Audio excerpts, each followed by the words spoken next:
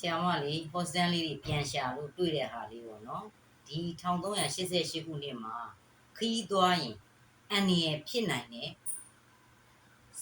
နောက်ဆုံးစလုံးငယ်ရဲ့နာမည်လေးကိုပြောပြပေးမှာဖြစ်ပါတယ်ဘလို့အန်ရတွေဖြစ်မှာလဲဘယ်နည်းတွေကိုရှောင်ရမလဲဆိုတာလေးကိုလည်းဆက်လက်ပြီးတော့ပြောပြပေးမှာဖြစ်ပါတယ်အဲ့တော့ဒီ1388ခုနှစ်တစ်နှစ်တာလုံးမှာနောက်ဆုံးနာမည်ဆရာမတို့နာမည်အရင်ပြားရှိတယ်ပေါ့နော်အဲ့နာမည်တွေကနောက်ဆုံးနာမည်ကတနင်္ဂနွေနာနဲ့စုံတဲ့နာမည်တွေပေါ့နော်ဥအေးအောင်အိတ်ဆိုတဲ့နာမည်တွေပိုင်ရှင်တွေနံပါတ်2စစိန်စန်းစုနော်အဲ့ဒီနာမည်တွေစာလုံးအခရာနဲ့စုံတဲ့နာမည်တွေကခီးသွားရင်အတော်လေးသတိထားရပါမယ်အမြဲတမ်းပြဿနာရက်တွေကြုံရတယ်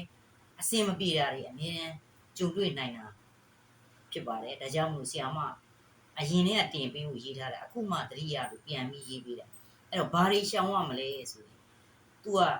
ဒီအဲ့ဒီလတွေထဲမှာမဖြစ်မနေခီးသွားရမယ်ဆိုလို့ရှိရင်ねဒီ1388ခုနှစ်ထဲမှာမသွားဘဲနေလို့မရတဲ့အကြောင်းမျိုးတွေဖြစ်ခဲ့လာလို့ရှိရင်နံပါတ်1ချက်ကတနင်္ဂနွေနဲ့အင်္ဂါနေ့တွေရှောင်ရှားပြီးမှသွားပါလို့ပြောခြင်းနဲ့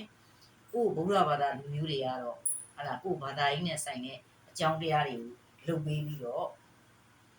ဘာသာကြားတွေအနေနဲ့အနီရောင်ဘာသာကြားရော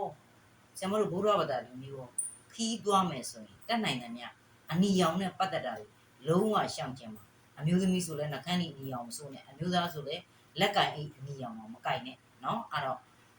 ခီးသွားရင်အန်ရဖြစ်နိုင်တဲ့အကြောင်းတရားတွေကိုပြောပြပေးခြင်းဖြစ်ပါတယ်အဲ့တော့ခုနှစ်သားသမီးတွေဒီတနင်္ဂနွေအင်္ဂါနံနဲ့စုံတဲ့နာမည်တွေနဲ့ရှိပိုင်ရှင်တွေကခီးသွားမယ်ဆိုလို့ရှိရင်သတိဝရိယလေးနဲ့သွားဖို့မဖြစ်မနေသွားခဲ့ရင်လည်းတနင်္ဂနွေနဲ့အင်္ဂါနေ့ကိုရှောင်ကျင်မှုပြောချင်ပါတယ်အားလုံးပဲဘေးဘေးရာဝေးကွာကြပါစေ是的。